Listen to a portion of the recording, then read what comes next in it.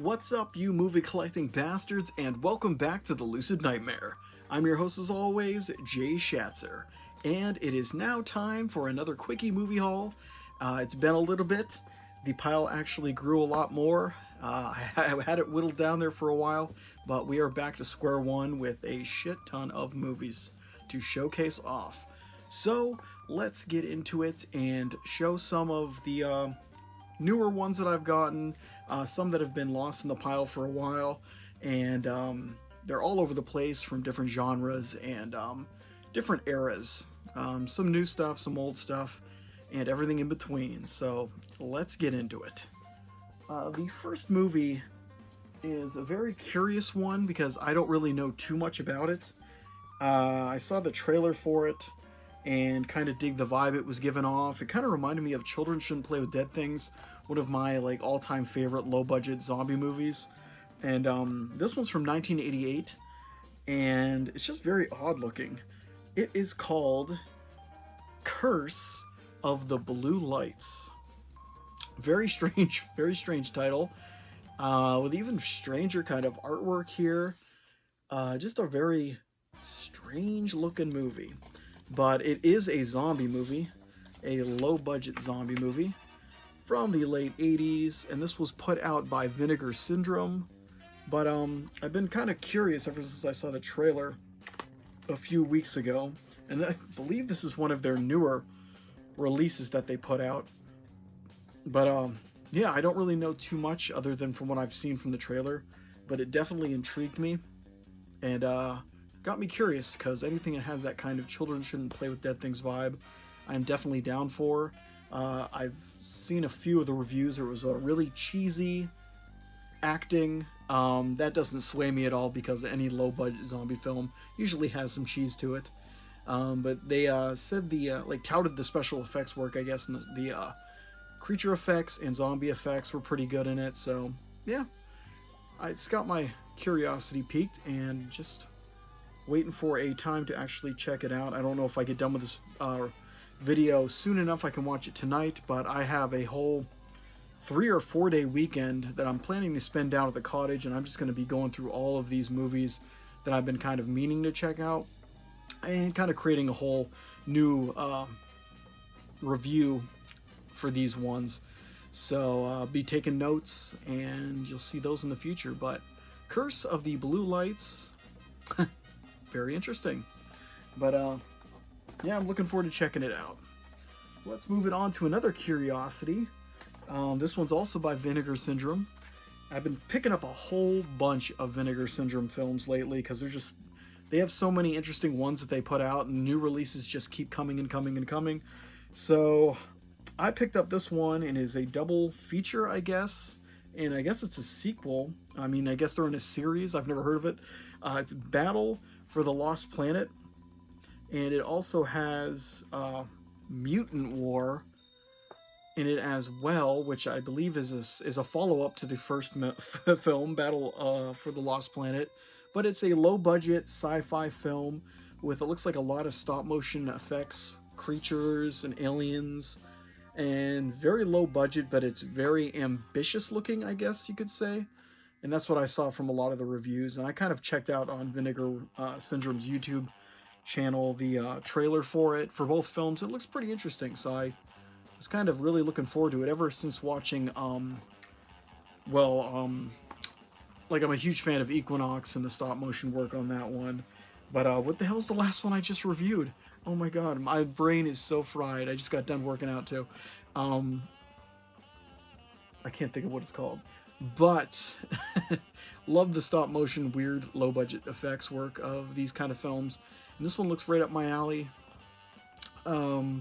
Yeah, looks pretty badass, but I don't really have much to say about it because it's going to be a first time that I'm going to be checking it out. But yeah, just like this one, first time in the collection, and also first time in the collection. And looking forward to checking them out. But next up is an old favorite of mine. I remember seeing it in the theaters with friends, and just a good old-fashioned creature feature with sharks, and people trying to survive them. And the movie is Deep Blue Sea. Of course, it's got a pretty good cast to it. You got LL Cool J in there playing a chef. Stellan Skarsgård, Samuel L. Jackson, Michael Rappaport, and Thomas Jane in kind of the lead role. And they didn't list the chick's name. I don't even know who she is, but there's a chick in this. But it's fun, kind of over the top, kind of genetically mutated sharks that they're pretty much trying to find the cure for Alzheimer's, I think it is. And yeah, they end up making crazy killer sharks, and they have to survive them in this underground kind of aquatic facility. But really cool, great special effects in this one, and it's been a while since I've seen this. I saw it in the theaters, like I said, and then I think I've seen it maybe 2 or 3 times after that. And this one came out in, I want to say, early 2000s. No, late 1999. No way. But so it's been a while, but definitely love it. I remember every second of this film for some reason, but for some reason I've never had it in the collection. I don't think I've even had it on DVD, so this will be a first time in the collection on Blu-ray. But just a fun film that has a great balance of kind of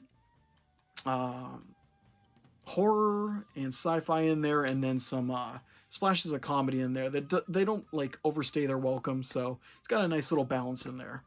But let's move it on to a different kind of film, but it came out around the same time. This one's 1998, but it's a curious film because it really didn't make a splash. Nobody really talks about it, but I think it's a pretty decent sci-fi film. And the movie is Soldier with Kurt Russell, and it's directed by the infamous Paul Anderson. And yeah, this one's actually pretty decent. One of my favorites of his films. It's supposed to be set in the same world as Blade Runner, but obviously not made by the same crew that made that legendary film. But I think Kurt Russell does a great job in this one as kind of a cyborg soldier dude who's kind of an older model, and he's trying to stay in step with the newer models. And played by, I don't know who that guy is. I thought I saw his name. He played Bruce Lee, I believe, in the Bruce Lee biopic. It doesn't seem like he's listed anywhere back there, but just a great concept, and I like the world that they create, and it's just a very interesting film. Definitely check it out, and if you haven't heard anything about it, just check out the trailer or just kind of hunt this movie down, because I don't even know if you can rent it anywhere or stream it anywhere. But really cool film, and you can't go wrong with Kurt Russell. He pretty much does a solid job no matter what he's in. But Soldier, great kind of unsung sci-fi film that nobody really talks about. Went under the radar and disappeared from the annals of cinema talk, but great film nonetheless. And I think I have it in DVD format somewhere, but do not know where the hell it is, so upgrade it to Blu-ray. Well, let's keep it moving along to, oh my goodness, this movie's ridiculous. And this came out around the same time too. I want to say it's in the late 90s. Oh no, this is early 2004. But this one is a straight up comedy from the creators of South Park. Very, very famous. A lot of famous scenes in this one. It's just a ridiculous concept, but executed perfectly.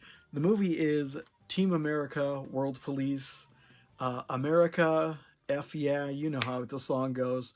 But I have this on DVD, but I wanted to pick it up on Blu-ray just because it's that fun and amazing. And it's just a badass film. Hilarious, offensive, probably not made for modern times because nobody would be able to take half of the shit in this movie. Everyone would be crying, but great film. And it's pulled from, I can't remember there's these puppeteer marionette kind of style shows that came out in, I don't know if it was like the 60s or 70s. I can't remember the name of it, but it's pretty much pulled straight from that style. And yeah, awesome, awesome, fun stuff. And if you haven't seen it, definitely check it out. It is a classic comedy, and it definitely stands up. It's hilarious every time I watch it.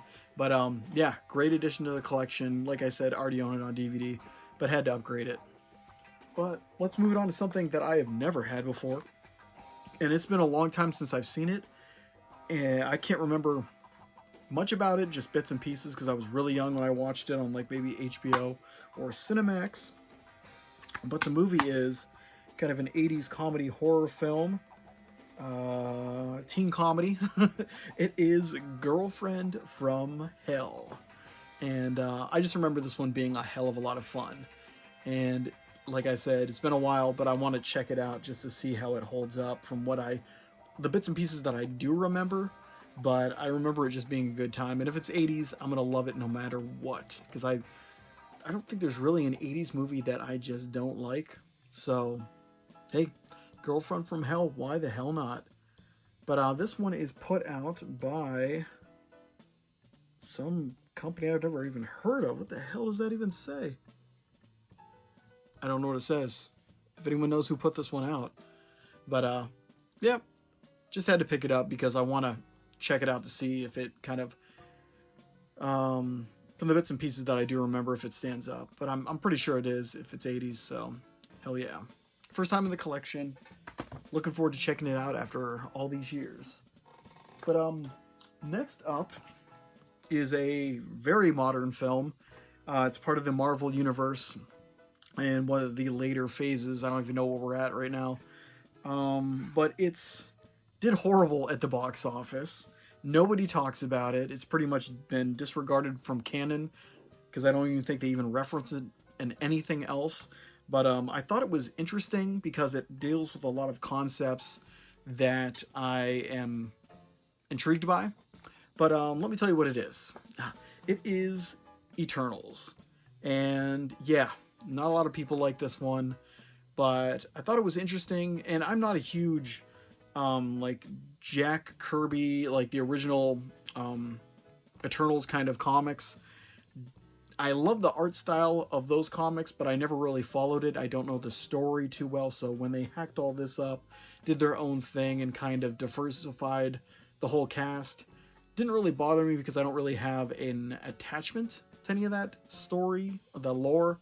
But I mean, I know probably it's 100 times better than what the movie is, but I only have the movie to go off of, and like I said, I like the concepts because I'm huge into kind of the ancient aliens kind of idea that we were visited prior, and this kind of movie bases its whole existence on that fact, where the Eternals are kind of these beings that come down from the stars to kind of keep civilization on track, showing new innovations. I like that, the concept of that. That was just a cool idea. And it's just a weird movie. A lot of weird concepts and just really out there stuff. And I think that's what pulled me kind of into it. It's a typical superhero film, but it's not.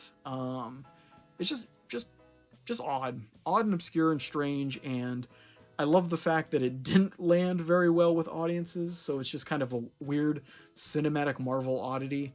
But I picked it up because I did enjoy it. And I thought the cast did an amazing job with what they had to work with. And it was just compelling, weird, strange stuff. And I like that kind of stuff. But yeah, it's definitely not something I'm proud to own.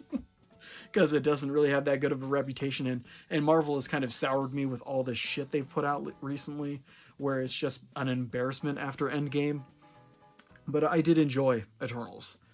I kind of on the same level that I enjoyed Ant-Man Quantumanium, where it was like a bizarre fever dream. It's all bizarre fever dream now. But yeah. Eternals. Big whoop. But last but definitely not least, last but definitely not least is a movie that I've been wanting to check out for a very long time. Directed by Frank Henenlotter. This is the first time I've seen it, and I absolutely loved it. Enjoyed the weird, bizarre nature of it all. The movie is Frankenhooker, and I know it's a cult classic hit that has a huge following. but I just never got a chance to check it out, I guess. I think they were actually showing it at a horror convention, and I missed my opportunity to check it out there when they were showing a screening. But finally picked it up and checked it out and loved it, and actually have a review in the works for this one because it is very enjoyable. There's some Tombs of the Blind Dead there poster. But yeah, Synapse Films put this baby out, and this is going to be the first time it's in the collection because I, like I said, never owned it, never saw it prior to this, and never owned it. But proud to say I have it now. Really fun and enjoyable, kind of dark comedy, horror mixture of sci-fi too. It's got a Frankenstein's monsters kind of centerpiece to it, and just really strange and unusual. But yeah, I guess that's it. Guess that's it for this little segment of the Quickie movie haul. But yeah, interesting kind of collection of random weirdness, and it is random. A lot of random weird stuff in here. But yeah, hope you enjoyed it and saw something in there you want to pick up for yourself. I know I have a whole bunch of other new ones that just came in.